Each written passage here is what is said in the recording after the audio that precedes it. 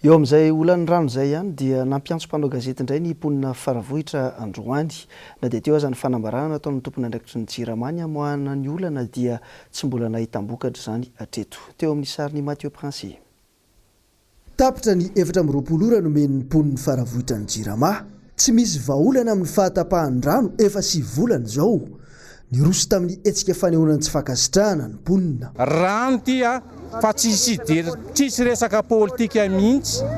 Aloha zavatsara amintsika rehetra mihitsy fa anoany mantsy misy mivoy hoe resaka politika io, resaka rano mampalahelo anay tompo.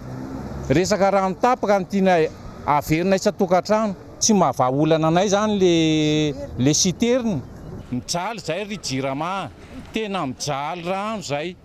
Satria ohatran'ny olona rehetrarehetra mba ampifamadio le izy, ampifamadio hoe ianareo zany tsy matory indray fa manangona rano dia zay mba matory indray fa tena mijaly loatra zay amin'ny resaka mijaly, tena mijaly zay amin'ny resaka rano tapaka isan'andro ity. Antananarivo renivohitra mihitsy ny fairano amin'izao fotoana izao, aiza ho aiza ny fandraisana andraikitry ny fanjakana sy ny fitsinjovana ny sosialin'ny mponina.